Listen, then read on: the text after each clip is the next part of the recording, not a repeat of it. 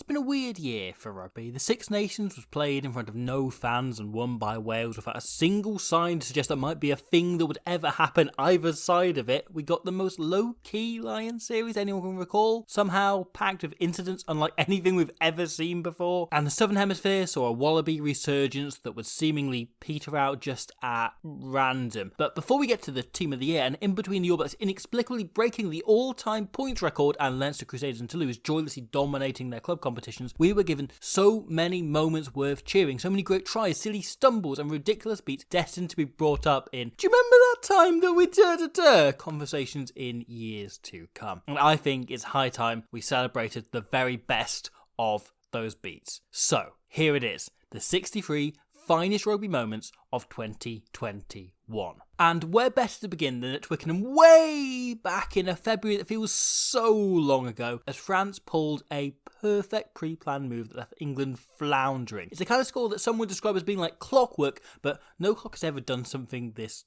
cool. Seriously, when was the last time you saw a clock do this? Clocks are dumb. Like, clocks have got hands, but none of them are as good as Gail Ficku's here. Damian Penaud is better than clocks.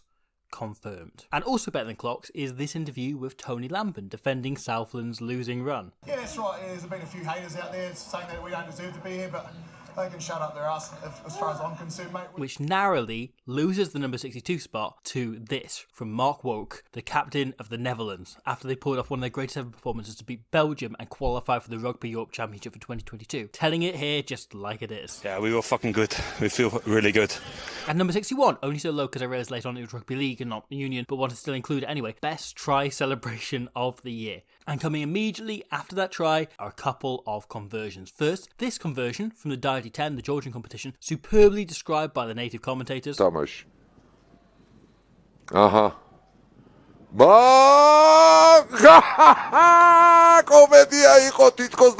And then, less the conversion itself and more the... There's a little distraction for you. A giant panther riding a motorcycle in front of your kick. Well, a panther on a motorbike trying to distract the opposition kicker. Just further proof that MLR is the second best league in the sport and certainly the best where the players don't get last minute red cards for lifting up the referee in celebration after you find out your team's won. Something I only left off this list because the player in question is a scumbag. In at 58, we have Nick White's mental moment against the box, throwing his mouth guard at the floor and giving evil eyes to opposition forwards in the game that will cause him to forever be known as the almighty little piss boy. 57 goes to this glorious pass by Gaston Mieres to put Rodrigo Silva over in the corner against Romania. And number 56 to a very different kind of pass. Lloyd Williams massively pissed off at Ray Lilo giving him the ball over the try line in a pre-season game against Bath. Lloyd Williams almost snuck onto this again for his heroics as an emergency fly half for Cardiff, but it pales in comparison to the day the Lions found themselves employing third team traditions when half the squad received COVID scares just hours before their game against the Sharks. The team shuffled entirely. Finn Russell covering the entire bench, Josh Adams playing fullback for the first time in 3 years, and Louis Rees-Zammit having to wear the 10 shirt because it was the only one that would fit him. Seeing world-class players subject to the kind of silly shit that anyone's ever played in the lower leagues and third 15s and not knowing whether your only goal kick is coming until kickoff was an absolute unbridled joy. And a similar joy to this. Loosehead Thomas Gallo got 2 tries off the bench on debut for Argentina this year, but the real highlight from him came here. A spellbinding step and superb score against the Scarlets. Something that could only be topped if, well, he was 41-year-old veteran Ireland prop Lindsay Peat, scoring a try on a final touch of the ball before retiring and lining up the conversion herself. It didn't go so well, but, you know, at least a captain Kira Griffin got slightly closer on the kick that brought down her career in the same game. And at least Griffin got to pull in the greatest bad kick of the year early in the game, regathering it herself. But as conversions go,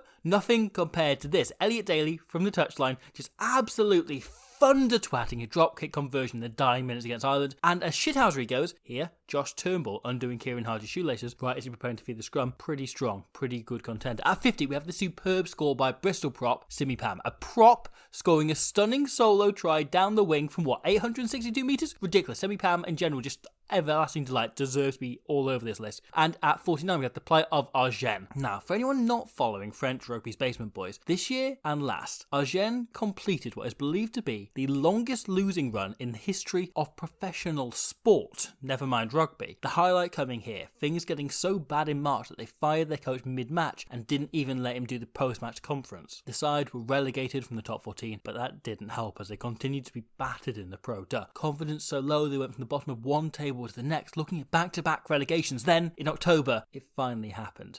These were the scenes as they beat Aureliac 25-21, ending a 34-game losing streak and recording their first home win in over 2 years. Now, the Pro D is a league that will feature a lot on this list, the fabled home of rugby at its most cannibalistic, and yet watching anything but select clips almost anywhere outside of France is near impossible. Rights region locked, and with it goes any ability to watch the second row literally eat the opposition scrum off at a break and play, and then the referees just whistle play on. This is where, however, Surfshark comes in. Now, the word Surfshark might sound like a description of Faf de Klerk, and it's actually not too dissimilar. It's very fast, defensively impossibly secure and strong, follows instructions superbly, and at home all around the world. However, instead of box kicking you to a World Cup, this Surfshark helps you browse the internet from any country, be it so you can connect to France and watch a fullback attempt to kick from his own try line in the Pro D, unlock alternate Netflix libraries by switching your current country, or if you're one of Faf's fellow Saffers at Sale,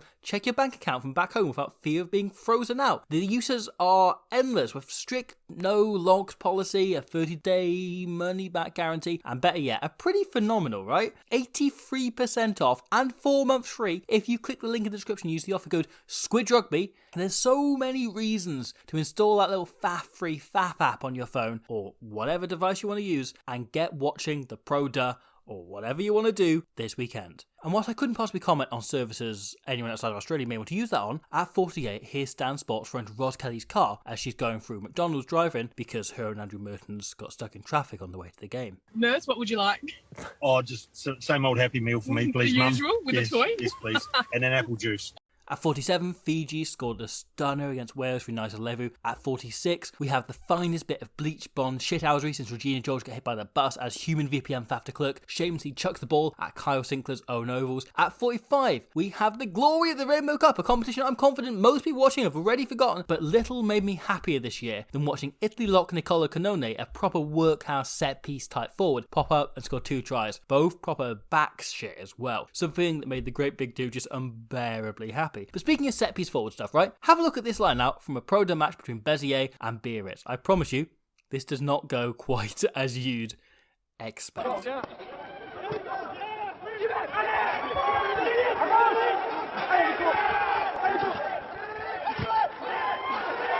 And sticking with Biarritz, despite the winner coming from a sex-best group, it's hard to leave out the epic Basque battle that closed out the Pro D season. A bloody, brutal game that felt destined to go on forever as bitter rivals Biarritz and Bayonne bled over the last spot in the 2021 Top 14. The game eventually resulting in the second penalty shootout professional rugby's ever seen and being decided by this. And number 42 meant life, the universe and everything to Argentina. Maybe the highlight of sevens in 2021. Los Pumas, down to just 5 men, pulled off one of the all-time great defensive sevens displays to upset the Blitzbock, one of the favourites to take the silver medal because, Fiji are in this competition, so come on, no one else is expecting to get gold really, are they? They then backed it up by beating Britain to win bronze. Hugely deserved. Now, the Red Roses against France 15 has become borderline the fixture I look forward to most in all of rugby, one of the best fixtures consistently. And after an intense finale of the Six Nations, England had a chance to back it up on France's own turf. Or so they thought. Just as Les Bleus were starting to take control of this game after England got out to a good start, just the game looked set to swing, bang, out go the floodlights. What followed was a bizarrely compelling chain of events. France were furious. Annick Haynard demanded they finish the game. France were furious about this.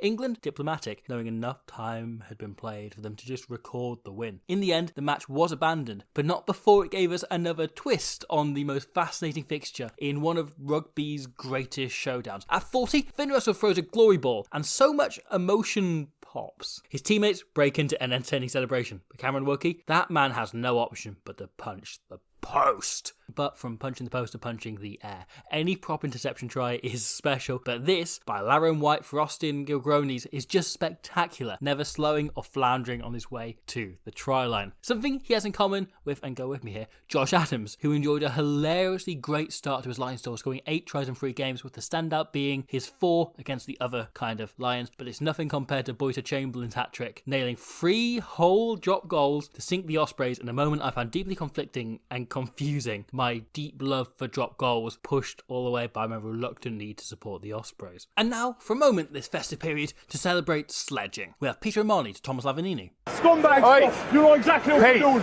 He knows exactly what he's doing. Scumbags, hard man. Up and away. Man yourself. We have Julian Montoya to Will Jordan. Hey, don't be a pussy. Hang on. Don't show off. Don't show off. You're too young to show off. And we have Dane Coles discussing Jack Frost's Sex Christmas.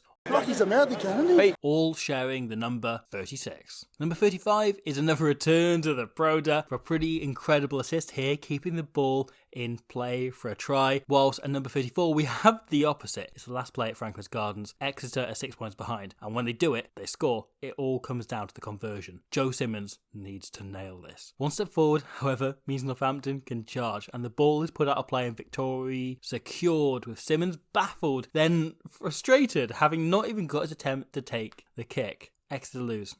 Oh well. Another last minuter at 33. Portugal have had a pretty superb year, probably their finest since they qualified the World Cup in 2007, causing upsets and putting themselves in a position to get back in the competition in 2023. However, no upset would have been bigger than this. With just seconds left on the clock, they're one score down to Japan, and they work the overlap. They look set to give the ball straight to Ryohei Yamanaka, the world's only manga character come fullback, making a superb read to save Blossom Blushers and deny Portugal their greatest ever win. Slightly less weighty, I had to include this try by Bruggen's Ed Howley, a try that really uses the top 2 inches, just glorious and equally glorious, the Barbar's determination to make this ridiculous move work. It's hilarious first time, but second time, it works. They actually score a try from it, which is kind of even funny. An international team conceded the try for this. But at 30 comes an outrageous moment of barbarian skill by Jan Legorge. It's a great break by his 10 here, but let's just have a look at this. Look at it. Look at it. How does he... Let's look at it again. Like this, a human does this. Like, he's human. He's supposed to be human. I mean, we should probably go back and check that he's definitely human. I think it's a thing French come up to them, just not picking humans going there by Anton Bloody... I don't know what's going on. I don't even know why he'd even attempt that. It's so Irish, but apparently, that's just the way French come off. Teddy Rebren, for example, has long since been one of the great uncapped players on earth, a near world-class 9 at times, and he finally got his chance this year to run out for France. His first cap coming in the win over Austria. Teddy, what are you doing? Teddy, no, did you just... Teddy...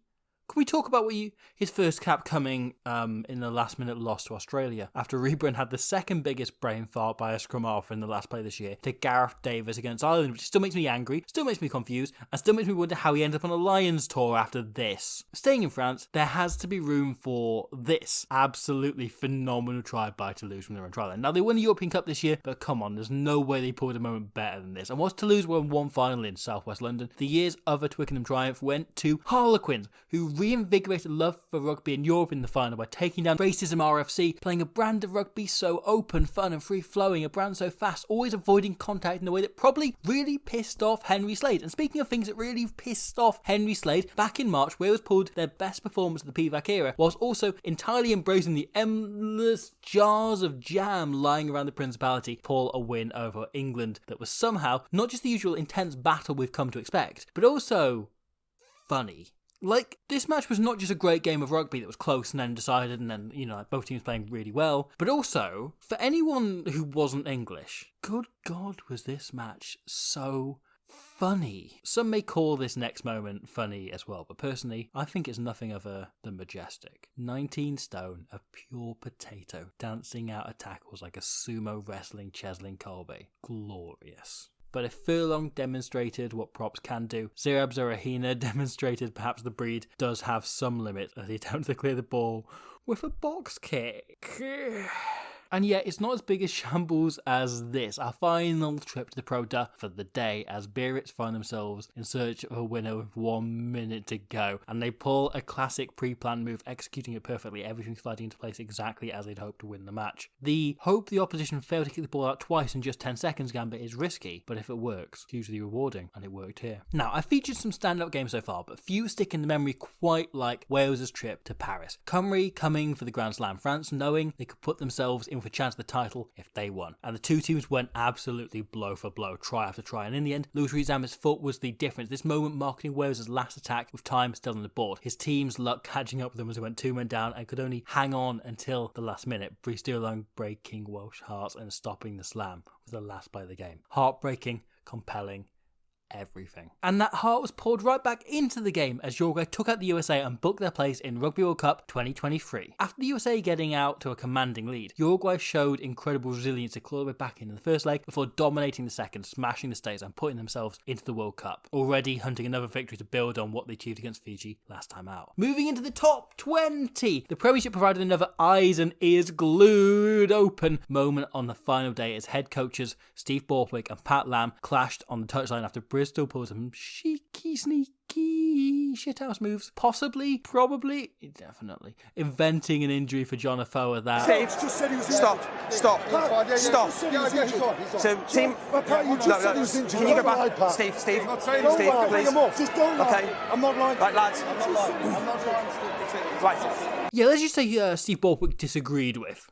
Meanwhile, equally exciting things were happening in the last round of the Pro 14. The truncated competition left the Ospreys requiring a win away to 4-time consecutive champions Leinster in order to achieve their season's target of qualifying for the European Cup. This was a place where they hadn't won in 10 years against a team who had lost only one game all season, and it looked like those streaks would continue. With 15 minutes to go, the Ospreys were 19-3 down, and it looked done, when suddenly Ollie Cracknell goes over. Consolation try. No, except the Ospreys go into the 22 right away. They turn the ball over and they give it to Owen Watkin. He bounces someone off to score. Now, only 2 points behind, young fly half Josh Thomas bumps the ball along looking for territory. He blocks the kick himself. He chases up. Leinster fumble. He regathers. He heads for the line. He scores. The Ospreys win. The Ospreys qualify, and Josh Thomas is named the greatest player in the history of the sport. However, Leinster didn't need to be down for long, right? The bulk of their squad came back together and provided perhaps Ireland's most comprehensive win over the All Blacks yet. It was recent, but it was brilliant, it was thrilling, and it was maybe the best performance Ireland had put together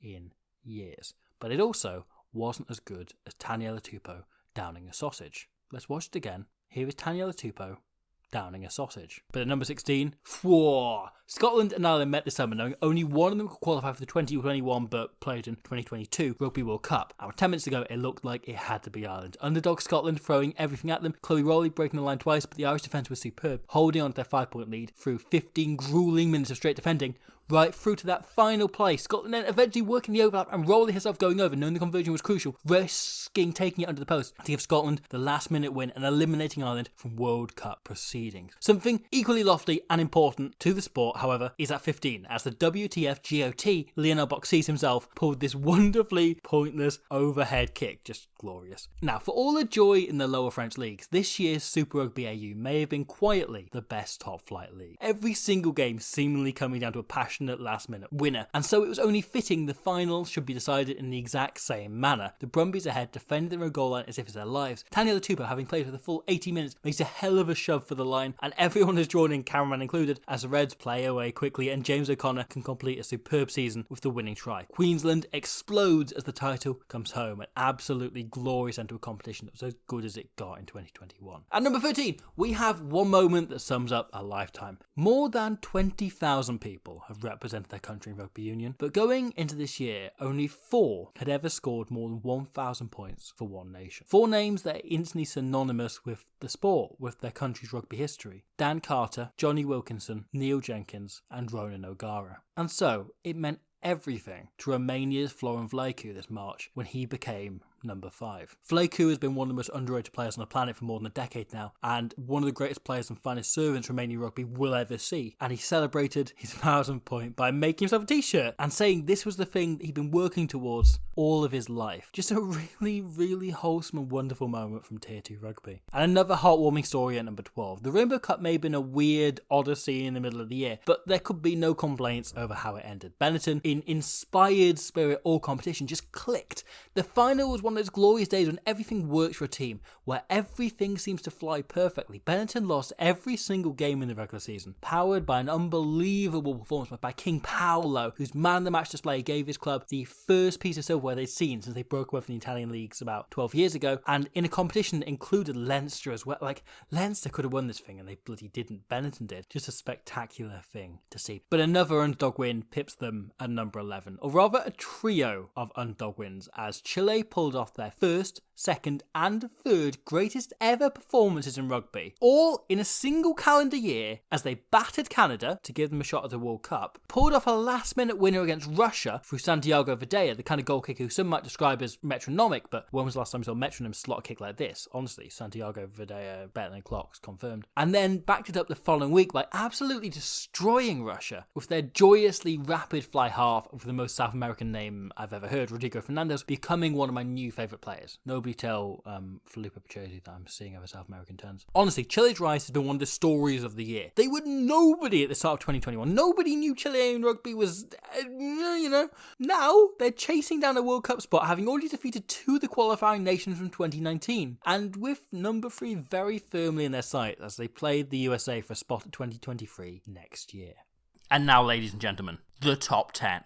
One of the great discoveries of rugby this year was found in the unlikely place of Scotland's front row. Dave Cherry only made his top flight debut in 2018 after touring away in semi-pro leagues his entire career, the prospect of an international call-up always feeling so far away. And then it happened. An injury crisis saw Cherry not only winning his first cap, but scoring his first try and his second try and his third try. Cherry finished the Six Nations as the second top try scorer in the competition. But even more importantly than that, he filled a void rugby had gaping open for some years now by becoming the sport's newly crowned sexiest man, taking the title from the one, the only, Tommy Bowe. Now, since retiring from rugby, Bowe has flirted with all sorts, but this year found his true and surprisingly inevitable calling as a bright-eyed breakfast TV presenter. And as you can see from these delightful clips, he took to it like Dave Cherry to a try line. Everything completely natural. And you're very welcome back. Now, author Seamus O'Reilly was just 5 years old when he and his 10 siblings... 10 siblings? ...sadly lost their mum. Oof. 10 siblings. 10 siblings. 10 siblings. 10 siblings. Sadly lost their mum. So, at number 10, arguably 9 places too low, is former Ireland winger Tommy Bowe's incredible face drop on live TV. This list has been littered with moments from the Pro D and MLR leagues that celebrate batshit things rugby can be, rather than just being a battleground for big moody orc blokes to while away the hours while they're not playing for the country. But if there's one league that does that promotes and enables the joy of the game better than any other, it's the Premier 15s. And this was an enormous year for the Premier 15s, as it grew from a live-streamed oddity that you tune into every now and again just to catch a glimpse of Emily doing things only Scarrets can do, to a proper force receiving full-on media coverage with games covered everywhere and broadcast on the BBC and BT Sport. And it all culminated with the 2021 final, a game that lived up to the hype as the biggest platform women's domestic rugby had ever been put on. Saracens had won this league every year since its inception, but Harlequins took no notice, putting in the best performance in the club's history to win the title for the first time. But better yet was the player of the match, Shauna Brown. The number 9 spot goes less to Quins and more to her, inspiring her team on the pitch with an incredible all-round, all-court performance from the prop, and then inspiring thousands more off it with a stirring, beautiful, heartfelt speech afterwards. This is not just about rugby, this is not just about the sport, it's about women and it's about women's sport, and it's about putting us on a platform and knowing that we can do it, and we've come out and put on an international standard of rugby in front of fans, and this is what rugby should be week in, week out, men or women. Like, we're here, and I challenge anyone to say that women's rugby is not good enough and women are not good enough, because we are. You absolutely are. You've done the sport proud today, Shauna. Shauna Brown riding a wave of tears all the way to number 9. Who saw this one coming? A South Africa team as dominant as any side can be, having won every competition they can enter against Quade Cooper. The actual Quade Cooper in 2021. Quade had been essentially dead in the rugby waters for 5 years, floating about in Japan, posting trick shots on Instagram, when suddenly he was called back into training with the Wallabies just to hold some tackle bags and run some drills, but it still felt mad that he was there. So when he started against the world champions, well, the only thing that could make it madder is if he then went on to kick 8 from 8 before being handed the chance to kick Australia to the win in the last play of the game. He nails it. Of course he nails it. Quade's back, kids. And I couldn't be more excited to see it.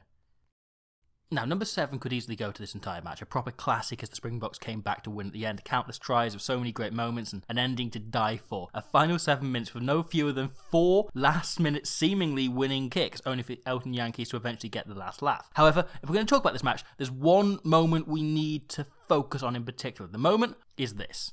Lacaniuam had a spectacular year, but this might be the feather in the cap. A special player pulling something nothing short of spectacular. The best thing about this, right, is that it's necessary as well. If Am pumps the ball and passes normally, the defence reads it and stops Nkosi. If he does this, however, well, it's a simple try in the corner. It's a glorious try in the corner. Lacaniuam entered the year as the best 13 in the world and an utterly world-class rugbyman, but across the year he steadily bumped himself up into a new category, joining Antoine Dupont, Michael Hooper, Emily Scarrett, Poppy Cleland, Stephen Myler in an exclusive club of individuals who make you think, you know, they might be the best rugby player in the world every time you watch them play. He's had a hell of a year, but this was truly the crowning moment, and it's the 7th best moment of the year. 2021 marked one of the biggest sea changes world rugby has ever seen. An alteration in the power balance confirmed once and for all. It's just 1 year to go now until the 2021 Rugby World Cup, which is still a kind of trippy sentence to say. And going into this tournament, 5 of the last 6 competitions have been won by the same team, New Zealand. They enter each tournament as heavy favourites and invariably leave with the trophy. Then 2021 happened. At the start of October, the Black Ferns had never conceded more than 33 points in the match. Their record losing margin was 14, which is actually a higher figure than the total number of games in their history that they have lost. So, watching the Red Roses run absolutely rampant, tearing the team who've long dominated the sport, was breathtaking, incredible to see. It's something we've never really seen in rugby. The reigning world champions destroyed 43-12 by a team who probably left more points on the field out there. And then they proved it. When New Zealand came knocking, talking of how they'd be better prepared for a second test, England just obliterated them again, 56-15, turning the rugby world on its axis. The entire rugby world now looking to England as the team to beat. The Red Roses have been unbelievable this year. As well-coached, drilled and skillful a rugby team as you'll find anywhere on the planet, playing close to the perfect game. Simon Middleton has created the best team rugby has seen since probably the 2015 All Blacks. And the worst bit is they're also damn likeable as well. You can't even hate them for that. France followed up by comprehensively beating Black Ferns back-to-back as well in 2 more glorious displays of execution and passion. This leaves New Zealand in a tricky position to catch up. Now, the NZRU have never really taken action when they've seen Kiwi women getting beaten before, but the RFU have shown the way forward by building not just a pro league but proper development pathways beyond any other nation. And it all sets the World Cup up superbly as everyone scrambles to stop the inevitable. The Red Roses ascending to the top of the world. And speaking of being on top of the world, it was 38 years since Scotland last won at Twickenham. None of the players in this Scotland squad had ever even seen it happen, but every single one had dreamt it. That's 38 years of turning on the TV and watching a loss, sometimes heartbreaking, sometimes humiliating. All of that evaporated in one moment under a cloud of musk on the opening round of the 2021 Six Nations. The stadium might have been empty, but Scotland produced heart enough for 80,000 as they conquered the home of the old enemy and sent Proud Eddie's army to think again. One of the days you tune in to hope to see every Six Nations, a day for the ages in a competition that thrives on history. When will we see it's like again?